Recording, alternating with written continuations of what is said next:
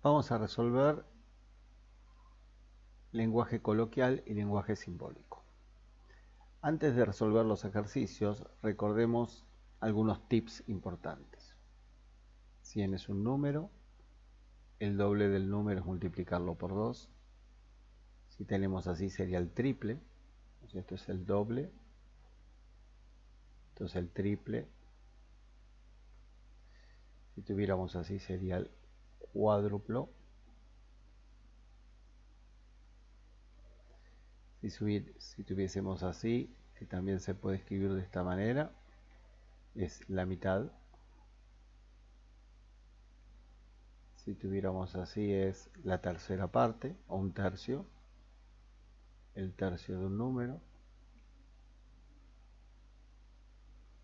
Si tuviéramos así sería el siguiente.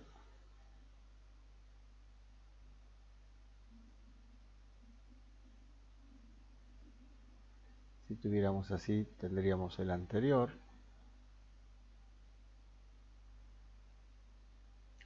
Si tuviéramos así sería el cuadrado.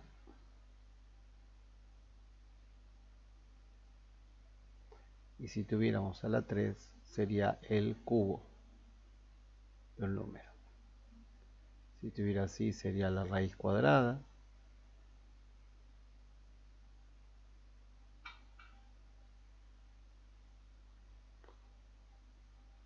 Y si tuviéramos un índice 3 sería la raíz cúbica.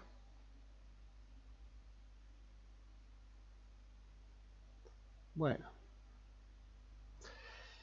y si tuviéramos algo así, podríamos decir que es n a lo sumo 21. Si fuera así, podríamos poner no llega a 21. Si lo tuviéramos así, podríamos decir supera a 21. Y si fuera así, es por lo menos 21. Entonces, esto permite hacer un pequeño repaso de estas cuestiones que se nos van a presentar. Entonces, veamos el primer caso. Tenemos esto. ¿Cómo es que puedo pasarlo del lenguaje simbólico al lenguaje coloquial? Bueno, lo que uno ve es que primero, dado un número n, se le suma 1, o sea que lo que se ha obtenido es el siguiente del número. Como esto es lo primero que se hace, va a ser lo último que va a aparecer en la oración. Entonces, el siguiente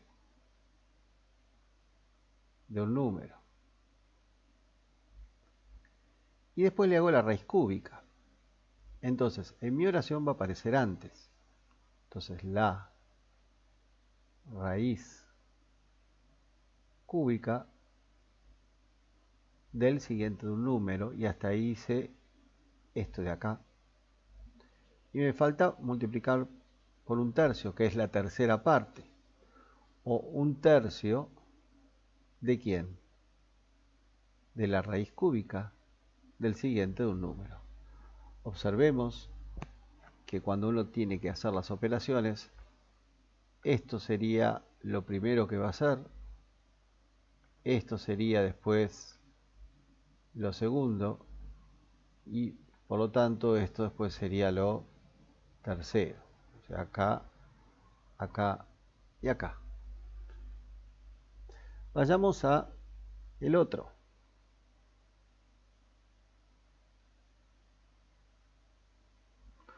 Tenemos una división entre un número sumado en 1 y otro número restado en 1. Pero vimos que esto corresponde al siguiente y al anterior. Y la división teníamos una palabra mucho más formal para indicarla, que podía ser el cociente o la razón. Entonces, ¿a quién tenemos? La razón. ¿Entre quiénes?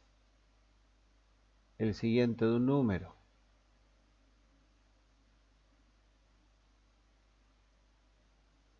¿Y quién?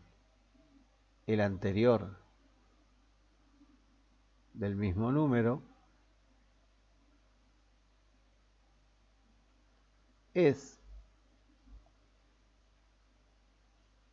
menor o igual que 12, pero no vamos a poner menor o igual que 12. Dijimos, por ejemplo, lo teníamos acá anotado, es a lo sumo 12 o como máximo 12. Ahí estamos pensando en estos dos ejemplos. Hemos pasado del lenguaje simbólico al lenguaje coloquial. Pasemos ahora del lenguaje coloquial al lenguaje simbólico. Entonces vemos que tenemos el producto de los cubos de 4 números sucesivos. Si tengo producto es por. Si son 4 números, tengo 3 por para poner un número acá, un número acá, un número acá y un número acá. Esos números que son cubos, o sea, es algo elevado al cubo. ¿De quién? De números sucesivos. Si yo tuviera el número 3, los sucesivos serían 3, 4, 5 y 6. Mi cerebro se da cuenta que es sumar 1 a cada uno de los números en los cuales me encuentro. O sea que acá tengo n, sumarle 1 es n más 1. Si a este n más 1 le sumamos 1, me queda n más 2. Y acá tengo n más 2 más 1, o sea n más 3. Si querés en el primer factor, no tenés por qué ponerle el paréntesis, pero si lo hubieras puesto tampoco estaba incorrecto.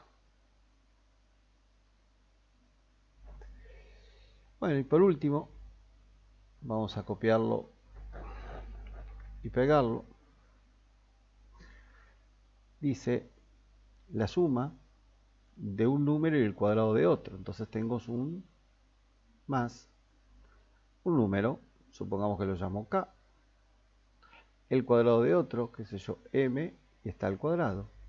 Dice supera 25, pero supera, dijimos que es mayor que 25.